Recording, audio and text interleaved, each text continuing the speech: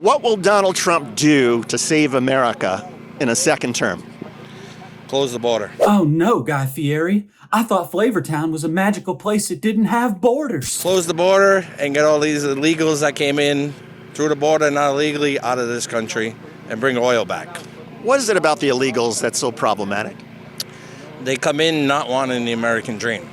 Like years ago, the illegals came in for the American dream. They came here to work and make a better life for them and their family. But I thought that's what they're crossing now. They all say, we're escaping violence in Ecuador and Honduras and all these sort of places.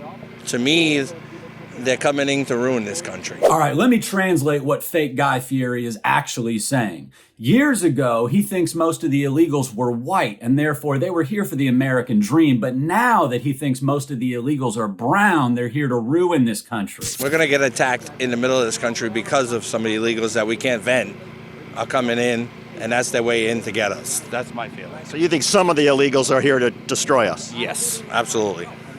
And how will they do that? Well, like Hamas is doing, just random acts of violence, random killings.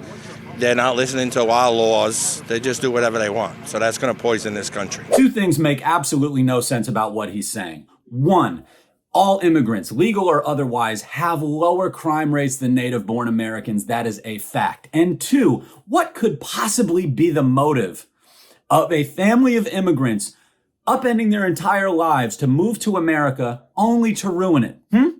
What is the motive? A Hamas-like situation, almost a certainty if we close the border today because of who we've let into this country.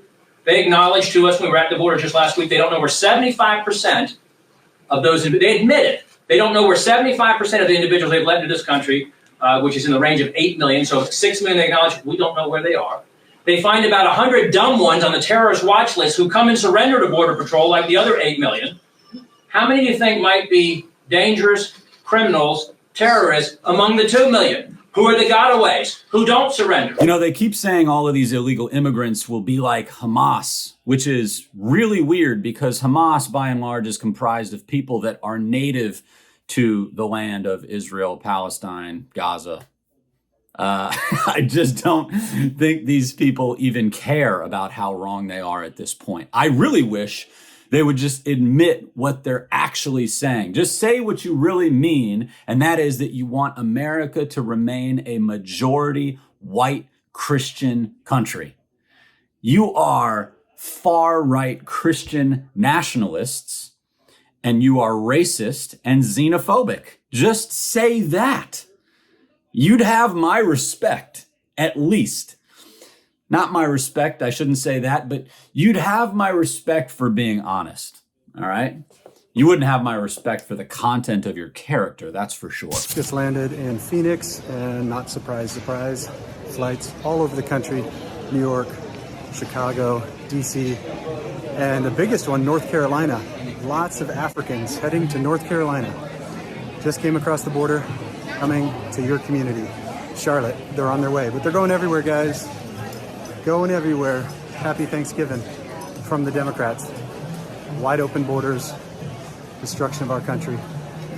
Disregard this guy in his dress. But my God, I mean, how many different coded ways can y'all say we hate non-white people that don't buy into capitalism and go to church and worship Jesus? Not the Jesus who would welcome the poor and the tired and the hungry, but the Jesus who would put profits over everything.